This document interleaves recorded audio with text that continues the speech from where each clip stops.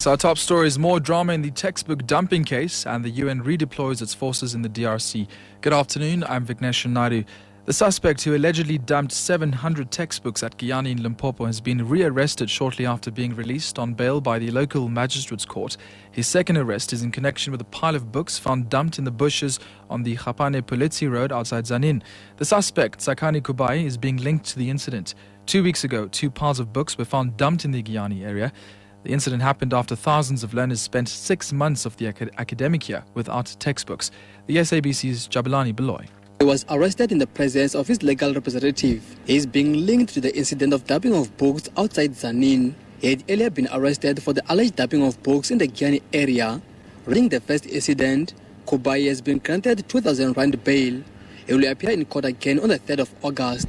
He has been taken back to custody for A warrant of arrest has been issued in the Cape Town Magistrates Court for Siviwe Qotiwe, one of the men accused of disrupting President Jacob Zuma's lecture at the Good Hope Centre in February. He and Sibusisa Nkomi are facing charges of assault with intent to do grievous bodily harm. Chris Mabuya reports. During the incident, SABC cameraman Rudy Leroux sustained a laceration to his head after a chair was flung during the memorial lecture. Qotiwe also failed to appear in court during his last appearance. The court then ordered that he be present today with relevant doctor's note. The case has been postponed to the 26th of July for a regional court date to be set. COSATU-affiliated unions in the public sector have accused government of negotiating in bad faith and not interested in settling the current negotiations amicably. The unions have accused government of reneging on their offer of a 6.9% wage increase it presented on the 4th of July this year.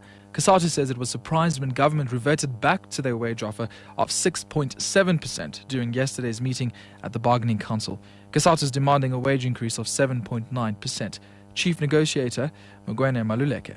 The employer's attitude in yesterday's meeting further vindicates Labour's view that government is arrogant, misleading, dishonest, deceitful, and is taking workers for granted.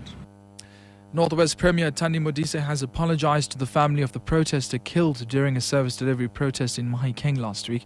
27-year-old Tsepiso Nebe was allegedly killed by a stray bullet and run over by a police vehicle in Mahikeng.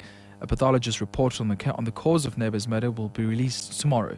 Modise elaborates. We apologize to the family. We want to get to the bottom of it. We also apologize to the woman who lost Ngwanagage Kumajemantu because of the protest, because of people who decided to protest in the middle of the night and block the ambulances. We must also apologize to the family Kumrukweni, which lost both mother and child because of these things. A protest must be a cry for help. It must not be used to take away life. The United Nations says it's redeployed its forces in the Democratic Republic of Congo to reinforce its presence in the eastern town of Goma, which is threatened by rebels.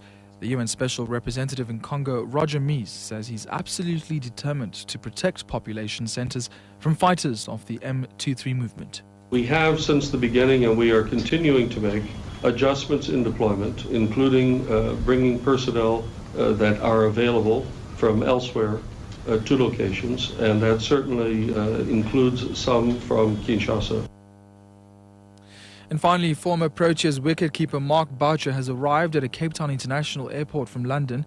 Boucher, who announced his retirement yesterday after suffering a serious eye injury during a warm-up match in England, is expected to attend a media briefing at Newlands Cricket Grounds later today.